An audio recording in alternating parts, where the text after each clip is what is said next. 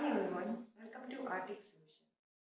Today, in this chapter, we are going to study about the fundamental unit of life. Before going to the content, let me ask you one question. What is the difference between human being and fire? Is there any difference? Yes, of course. The first answer will be yours, like we human beings are living things and fire is a non-living thing. This is a basic answer, always I'm hearing. What makes us living thing and non-living thing? What makes us a living thing and fire as a non-living thing? That time definitely everyone will say living things can grow, living things can move from one place to another place, non-living things cannot move from one place to another place. Even so, then my question is, fire also can move from one place to another place. Fire also can grow if you will give food. The food for fire is fuel. If we just supply fuel to the fire, of course it will grow, right? We human beings also need food, right, to grow. We are also growing. And we can move from one place to another place like fire. And we can breathe, we need oxygen. Fire too need oxygen. Then what makes us differ from fire? Right? So we have to think, right? So this question, the answer is very simple. You can see a simple one word answer is there, which is 4-letter word. And that is cell. Cell makes us differ from fire. Because when in our body, we are multicellular organisms and our body is made up of cell, right? Many more cells. And if we will feed, when we are feeding, when we are eating food, the remaining food is stored in the form of fats, right? And when we are not eating this during fasting time, the cells use these fats and produce energy to perform a various activity. But in the case of fire, they lack it. It doesn't have this cell. That's why when we stop to supply fuel, it definitely stops. So that makes us differ from fire. Okay, so let's start our chapter.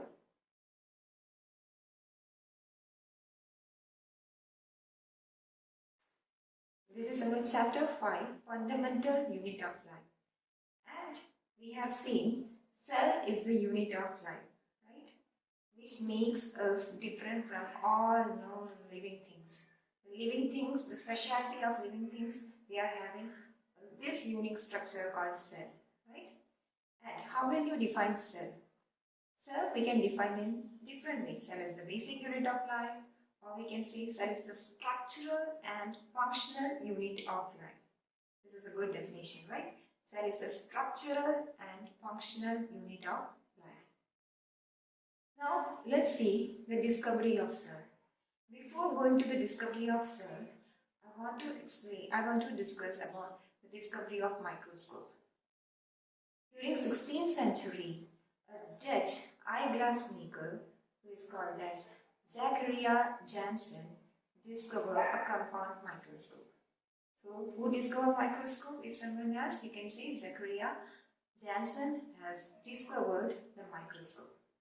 After the discovery of microscope, of course, if something is discovered, everyone will come behind us, right? Everyone will go and search what is that, and they will observe many things. Of course, if you will get a binocular, we will see many things around us, right?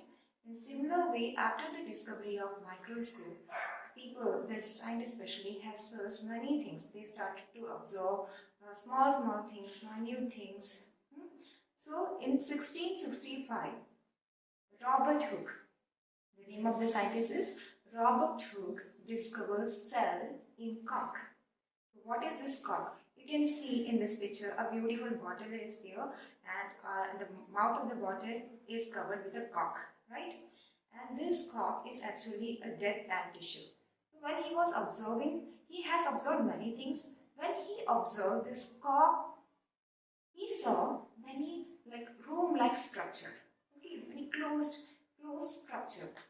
So he observed and he called it as a cell because he has observed this structure in many things, but it was very clear in this dead cells, dead plant cell or cork cell. So he called it as cellula. Actually, cell word is derived from a Latin word which is called as cellula.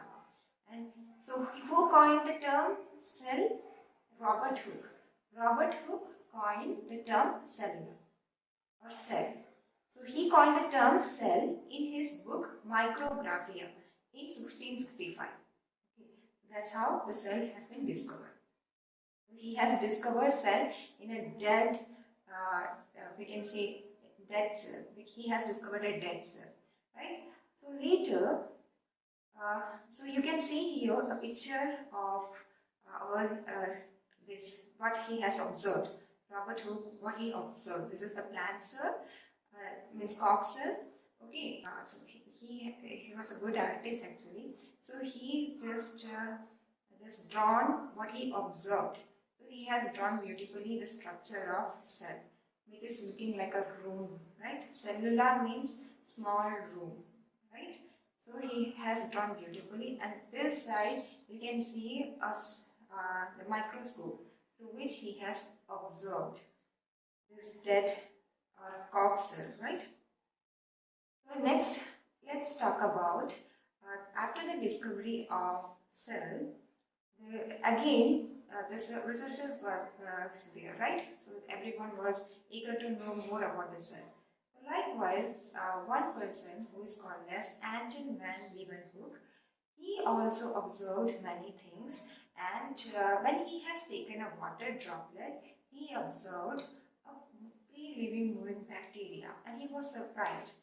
And he observed very closely; it was too minute, and he just found with this bacteria, free-living bacteria, with the help of this microscope. That's why he is called as a father of microscope. Actually, who discovered microscope? Zachariah Janssen has discovered microscope. But father of microscope is called as Anton van Leeuwenhoek because of his discovery of this free-living bacteria. And it is discovered in 1675. After the discovery of this cell, everyone was eager to know more about cell. So further studies gone. So in the year 1839, Matthias Schleiden and Theodor Schwann has discovered the cell theory. They proposed the cell theory. So the cell theory actually is proposed by Matthias Schleiden, Rudolf Virchow and Theodor Schwann. These three persons has discovered the cell theory. Matthias Schleiden, Theodor Schwann and Rudolf Virchow. But we will see in a moment that the contribution of Schleiden, Schwann and Rudolf in the cell theory. So first in 1839, the classical cell theory was proposed, and it is proposed by Theodor Schwann and Matthias Schleiden. And what they proposed that all living, after their studies, the Theodor Schwann has studied in animal cell, whereas this Matthias Schleiden studied in plant cell.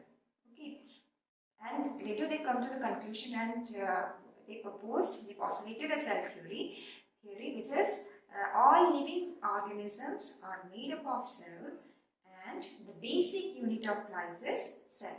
This was their postulates. These are the 2 points actually. First is all living organisms are made up of cell, and second one is the basic unit. The basic unit of life is cell.